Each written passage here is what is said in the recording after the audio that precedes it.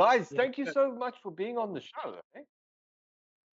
yeah, we're excited to be on it. It's not too often we get to talk to people way down there. Oh my God, he's all Yeah. fingers. Well, we are probably the biggest Ringbrothers supporters in Africa.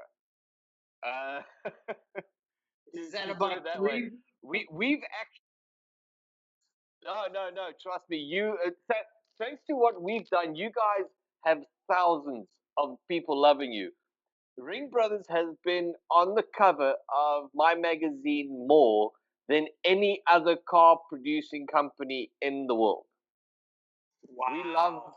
the work that you guys do. Yes. I'll send you guys I'll send Nancy some photos and stuff to show all the covers that we've done that's had all your cars. The Pantera, in actual fact, the Pantera, the Chevelle, all of them, the Mustangs. In fact, our next magazine that was supposed to go on shelf, which is not doing anymore thanks to the virus, would have been the blue, what's it, the 69 Mustang that you guys just finished, that you finished last year. Yeah, yeah. uncle. That would have been the cover. Yeah, that would have been cover for April or May June magazine. Unfortunately, that's not going to happen anymore thanks to the virus. So Wow. yeah, That's how's cool. things on that on your side? How's production? We're busy.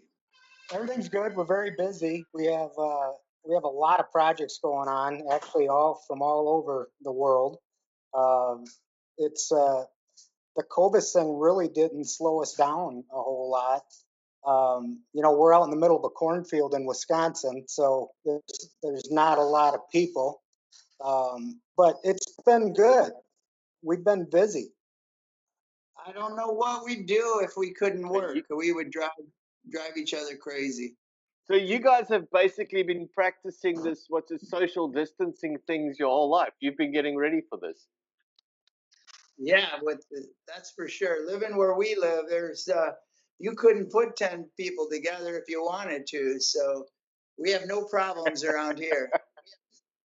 I need to get the story. Where did it all start for you guys? Where did you guys start with the car building? I think in our mom's basement, really. She kind of raised Jim and I. There was seven of us, but our dad left when Jim was about 10 and I was 12. And I think we had one of the four sisters were still left in the house. And we just love cars. With 600 people, we needed to get away to try to meet a few people. So we needed a vehicle. So we started working on our own, and then other people allowed us to work on theirs. And then eventually I had to get in the Navy to really get away. And Jim turned into a crane operator. And after that, we traveled the world, and Jim started a restoration place and asked me to come and join him in '94. So we've been together ever since. You guys have such a unique side. How many projects do you guys do a year, if I may ask? Typically, we can only pull off two, which is pretty tough in its own manner. We've tried three, but with the amount of staff we have, we got great employees, but with the amount of staff we have, about two is the max, and that's pretty tough, especially if they're really high end builds. Is that not including like the side builds, like the Winnebago and that type of stuff that you guys throw in just for fun? No, that doesn't That include doesn't that. include the fun stuff. No, we do a lot of that stuff. Plus, we still do collision and just anything. Jim wrecks his truck a lot, so we fix that at least twice a year. Um, we've always got something to do. So um, we have more projects going now than we ever. We usually only have a couple, but now we have a '69 Mustang, a '69 Camaro, a '69 Charger, a '51 Chevy pickup, a '68 Cougar, 64 and a half convertible, a Mustang. 271 K5 Chevy Blazers, another 65 fastback Mustang, The 69 Charger, that is the one we did a couple years ago, got sent back from London because he wants the Elephant motor in it. He wants that 1,000 horsepower motor put in it. We just got a full house right now. So we're blaming COVID if we're not getting things done right here.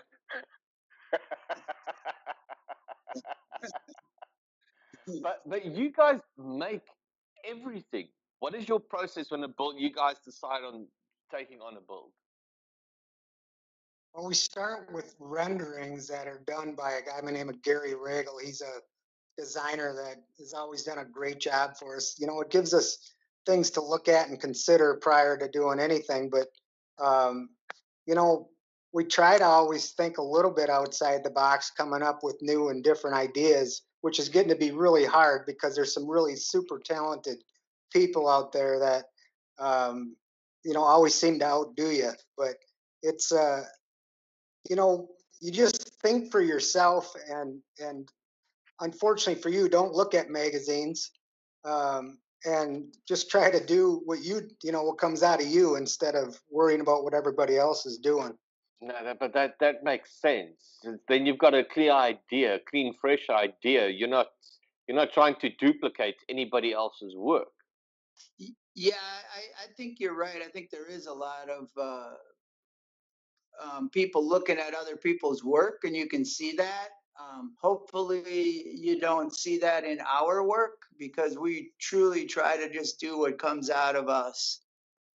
Yeah, at the moment, that's what I wanted to say. What you can see, a lot of guys are duplicating or trying to duplicate your work more than anything else. But you guys have just, I mean, the amount of the attention to detail that you guys do. I mean, if I take that Chevelle that you guys did a while back, the light green one. I mean, that is one of my most favorite cars ever. I mean, that is one of the only posters I've got up of any, and from, I mean, and I get cards from all over the world. The detail that you guys did in there, I mean, the carbon fiber, the processes, I mean, there's so many small changes you guys did to that car that was, it really took someone that really knows the Chevelle to actually understand the level that you guys went into. Yeah, I think you're right. We actually forget about a lot of things we've done to the cars we do because we really, I think a lot of people, if they're going to build a spoiler, they build a spoiler. If they build a hood, they want you to know they built a hood, or a, you know, where we're trying to just tweak it subtly but change it dramatically at the end. But honestly, we forget a lot of what we've done until people like you that know a Chevelle or a Mustang say, "Oh, I noticed you did that." And we're like, "Oh, yeah, I forgot we did that." Because it was a long process and we don't really remember what we do because to us it looks like it should. So it doesn't stick out and we don't even know we did it after a while. He doesn't even know what he had for lunch, so don't let him shit you.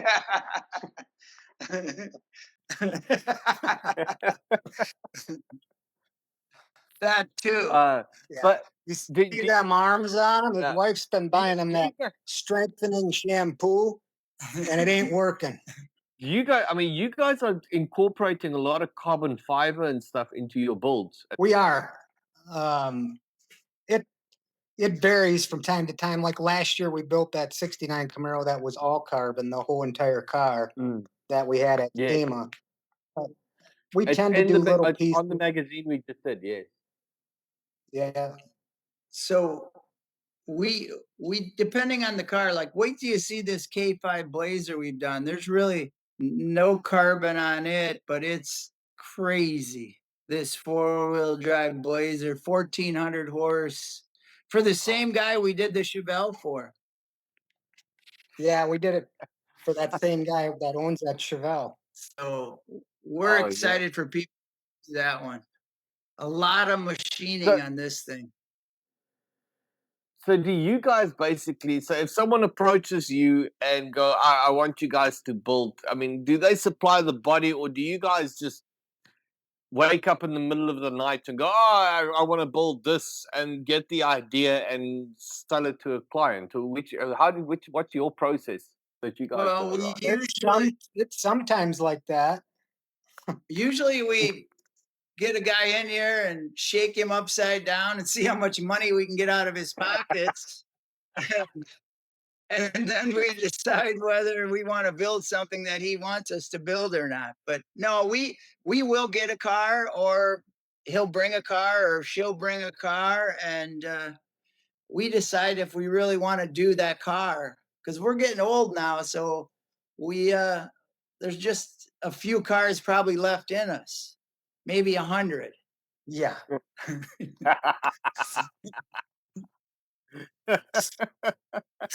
That's absolutely awesome. And then what from your two? What has been your favorite projects? Which ones were? I mean, there's we all have those projects that just hate you, that will never want to get done. So what was the worst one that you guys worked on, and which one was the best?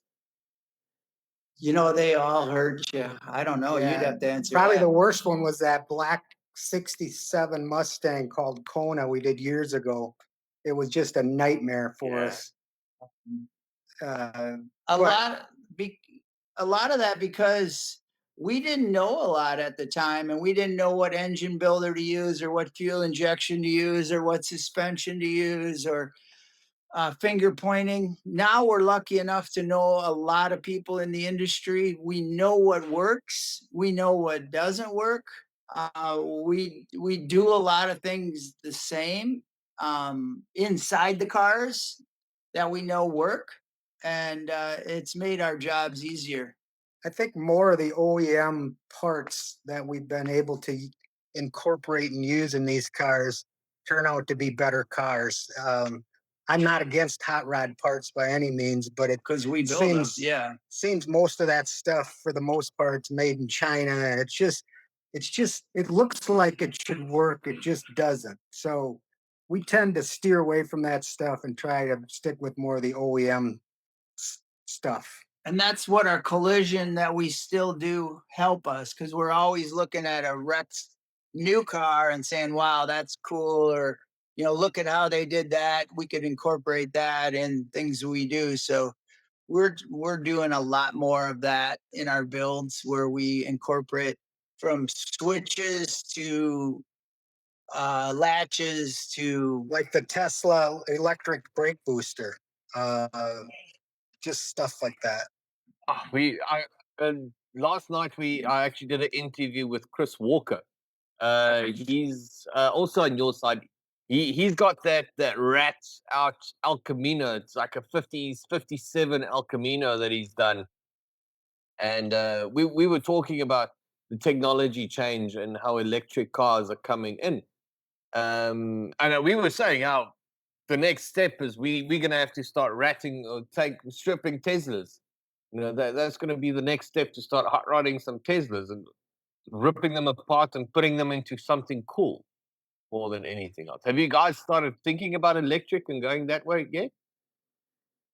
A few years back, we were approached by a guy that wanted to do a electric car with our 65 Mustang wide body full carbon platform, and just never worked out. I don't think back then the technology is what there is today. I think it'd be a better car today.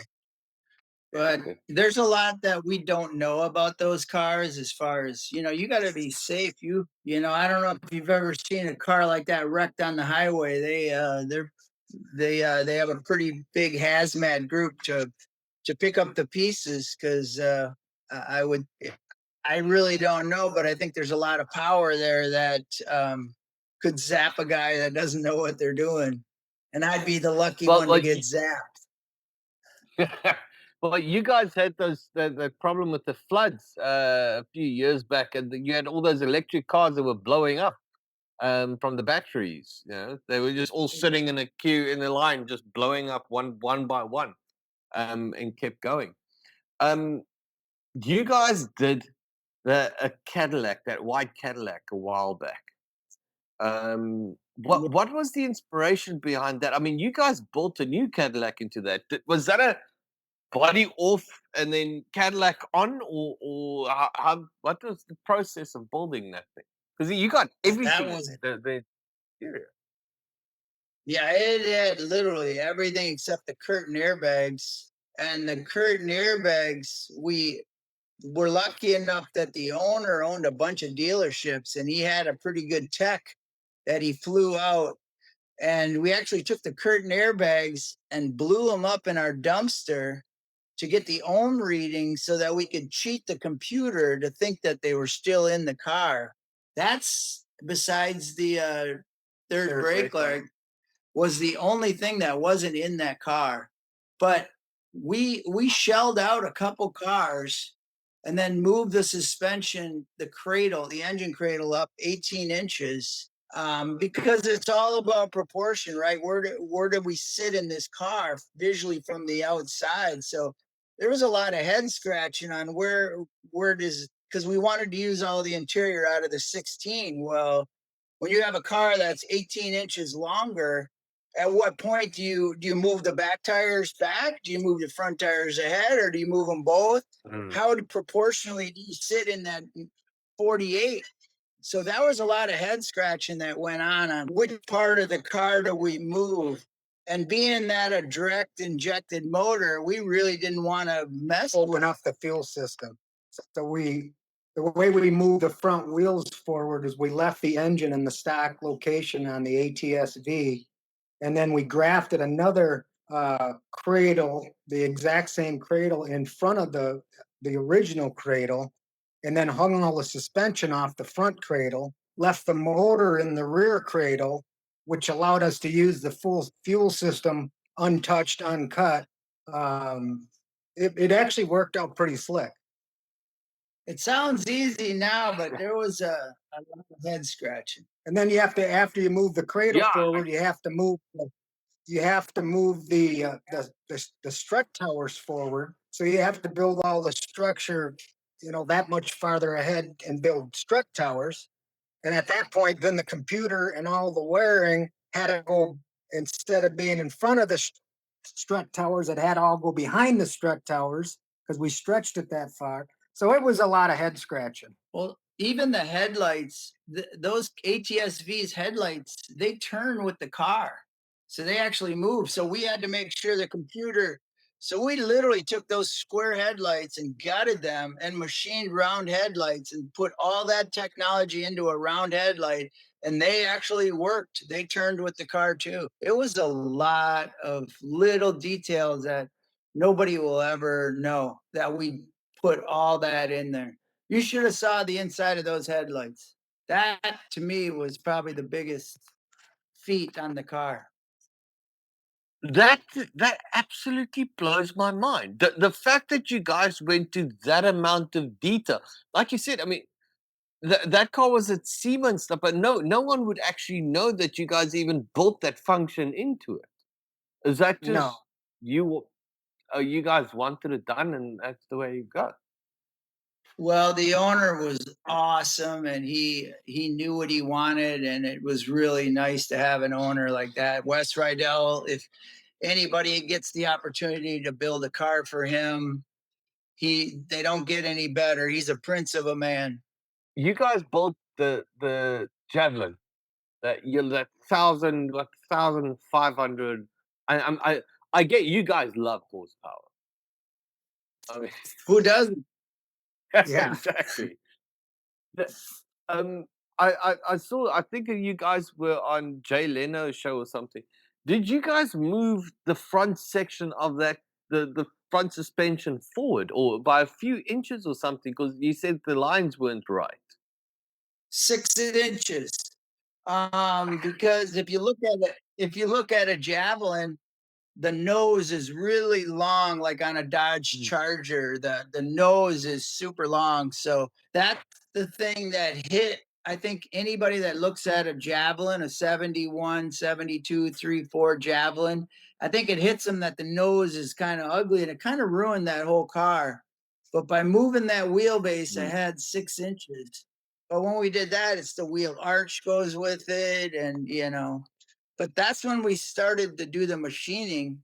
So we did it all in CAD and then machined the fenders and hood and grill and bumpers. And so that's where it started. And we took that technology and put it in that 69 Camaro we did. Do you guys do that often when you look at a car from what's it 50s, 60s, 70s, and they all had those small imperfection, and relook at it and go, okay, now you guys can fix what you guys think was a flaw in the original design? Everybody Yeah, likes them cars for a reason, and you're just trying to refine them with and still make them likable, if that makes sense. If you go too far, then they won't like them anymore. So, and we've done that plenty of times. But if you like a 69 Camaro, you like that car. If you change it, you put different front end on it or back on it, you probably won't like it. But so you have to try to change things without drastically changing it. Does that make any sense? Yes, that to me that was always the big thing when it came to custom cars. Is that process of when you look at it and you go, there's something different. There's a line that's different, or the bumper sits different, or it's closer, or it's more wrapped around, or there's a indicator section on the side that's been moved across to a section. It's those small things that changes on a car. To me, that is a key of car building. When you question yourself and go, was that stock? Did it come out like that? You know, um, yeah, that that's so true. And I think in the 60s cars and 70s cars, they were cool and most people liked them how they were.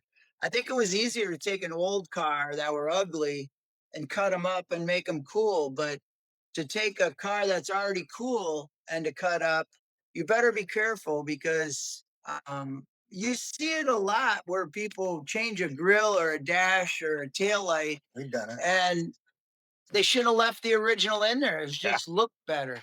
But some people do it just because they want to say they did it. And I think that's what we really try to be careful about today because we've done those things is what's cool, what makes the car recognizable. Let's not take away from it.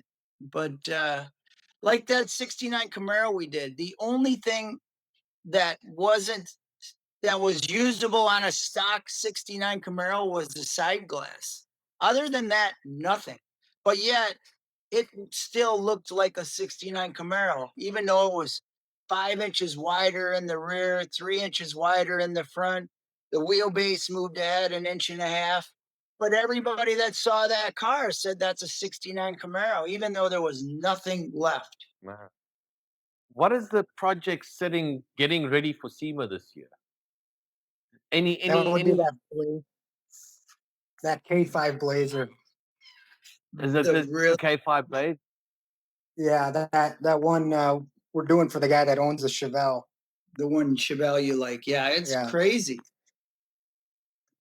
I don't know if we can walk back there and give you. Well, it's all tore apart now. Yeah, so you won't really see anything. We'll send you a sneak peek No, before. I'll no, make don't. sure Nancy does that. But this truck we're building, this 48 to 51 truck we're doing, that'll be our craziest to date. It looks like Really? What?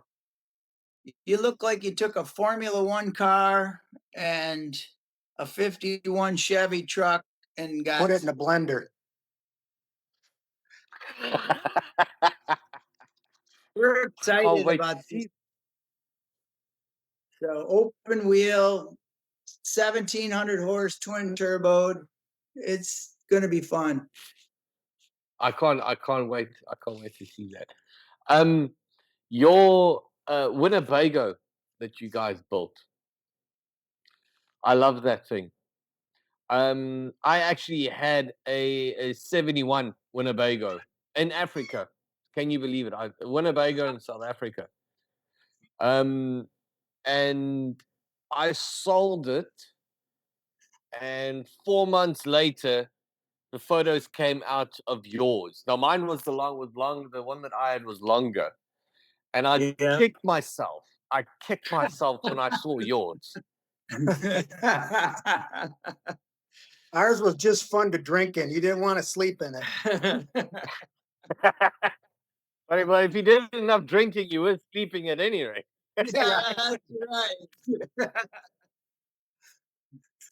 That thing, I mean, what's the not? It's the detail once again that you guys went into the bar. What, two bars on a Winnebago, one outside, one inside, and then you guys still stuck around with a supercharged Rush motor into that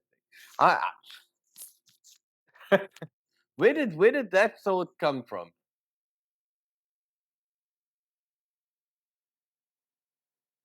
Well, we had a regular like LS in it, like 500 horse, and Jim kept telling Wagner there was a dog. So he dropped off a blown LS 900 horse. Just out of the blue, he said, "Here, quit bitching." And we put that in there, and then it just led to a bigger rear end and a different transmission. But it was fun. It definitely was a lot of fun. That thing would pull the left front wheel Are you off the guys still ground. using it? What? I mean, Yeah, shit, that thing weighs just a ton. Yeah, literally more than a ton. Like 3 or 4 ton. It was 9,000 pounds. Yeah.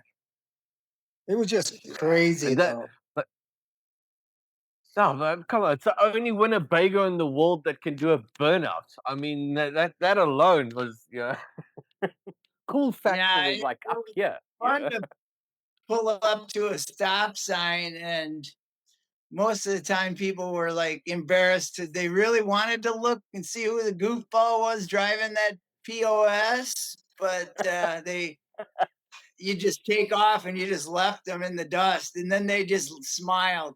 That thing made everybody smile from 3 years old to 80 years old. Anybody that went inside that thing just smiled. They come out smiling. Didn't matter. We would just say, watch their face when they come out. It was great. When your builds started coming through through SEMA, I have to give you guys this compliment. To me, it was like you guys lifted the level of builds worldwide. It was just when your cars started hitting the market, the Pantera and that type of stuff. It was just like everybody was just racing to get to you guys to keep up with the level of build that you guys were doing, and I have to salute you guys for that. Well, I appreciate that. I don't think we look at ourselves like that, but I'll tell you, it's hard to imagine sticking out when there's that many people in the world and everybody loves going to SEMA. We feel really blessed that people want to look at what we build. So we don't even have to win, but we still get a big crowd to come and see what we brought for the year. So that's, to us, that's amazing, because there's always the next guy, and you always want to be relevant. So, but you don't have to win to be relevant. And we found that that's kind of fun, that people just want to see what we're doing. I told Dan Khan this story. I built a '69 C10 for Prestone here in South Africa a few years back. Wow. Nothing, yeah, nothing spectacular. It was just like a runner, but I had like 20-inch dub wheels on it, and I put air ride into it. It ran a 350 combo, 350 box. It was like a Prestone yellow, but nice and low. And Prestone phone, and it was it was a promo, just a normal promo truck, to help move brand in South Africa. And I got a phone call from Prestone just before we finished it, and they said to me, no, they want me to pack the truck up so they could send the truck to SEMA. And I went, no, there's no. There would be better looking trucks probably in the parking lot, than this truck that I built. This is not a show truck. And they asked me, so who do you think should build the cars? And my first name was you. I sent your number through to them. I said the first thing you got to speak to guys like Ringbrothers. You know, that's the car. So I see you guys have been working with it. I hope, you know, in my wildest dream that I was somehow guided them your way. But I I hope appreciate so. Well, it had to come from somewhere, Yeah. so it probably did, because how else would they have known about us? So if that's the case, we definitely thank you for Yeah, that. thank you. your work is just, it was just on a completely different level. You know, you guys inspired me to make better cars. Put it that way. You know, it all came down to the detail. I just got more frustrated because I didn't know how to work with carbon fiber, and I don't have the machinery. You know, but it got me to relook at everything that goes back into building a car. You know, we always have this saying. There's a lot of guys that always say that they've built a car, but you get to a point where you look at a lot of the stuff that's out there, and it's not really building, it's just assembling. It's parts ordering and smacking, you know, everything comes in boxes, and it's basically like IKEA paint by number type of section to assemble it. And that full building process where you take a grill and you guys actually take a grill and you remake it. Sorry, do you guys go through a process where you take every part off and remake each one of them, redesign and remake? A lot of times, like I can show you the grill on this Chevy truck that we machined for this K5, since you'll know it, just the insert. I'll go get that while Jim talks to you, just to show you the Well, we could grill. probably walk out there. It's up Oh. top. I got to drag it down, but it'll show you just how much work just in something that looks stock. Yeah, we'll go show it to you. There we go. I'll just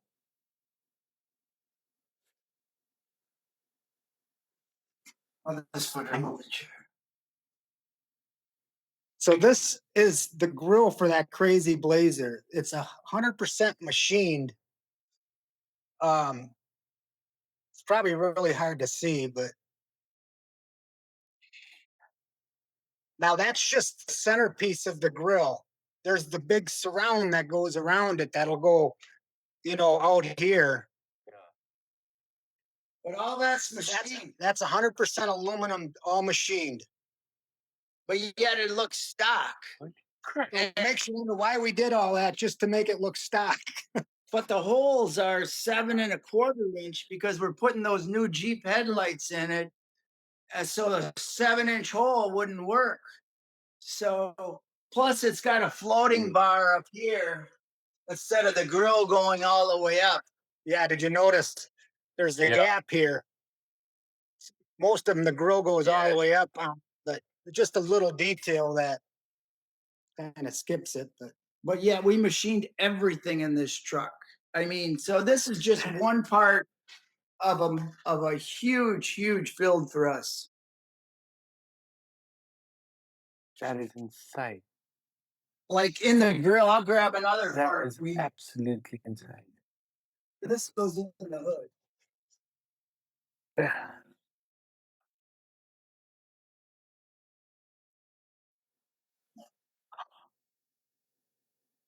This is another piece that kind of mimics the grill, but they go into each side. These are the air intakes for the supercharger that's inside the hood. So these will be flush mounted in the hood, and the hood closes around it, and the air comes in here to feed the motor. So it'll have one on each side. But you can see it mimics the grill. But it's all machined. Holy crap. That is absolutely insane. I can't wait to see this thing. I seriously can't wait to see this thing. If you guys would say, how many hours do you guys put into each build? This one will have probably 8,000. So we put between 4 and 8, 10,000 hours in a vehicle. Oh, It's just time and just money. So if you got a lot of money and you don't have enough time to do your own cars, just throw them up our way with a big bag of money. Shake you up that. We'll put that on the tagline when we put this video out. You know, Yeah. look, but come on, I mean, it must be an honor to just say that you've got a car that's built by you guys. I mean, especially there's only going to be another 100 left. You know, so they need to get in there now. No, So go apparently you ahead. guys work as a family business still. Yeah. Yep. Jim's wife, my wife, and everybody's related down here because there's so much inbreeding because it's so small. Not really.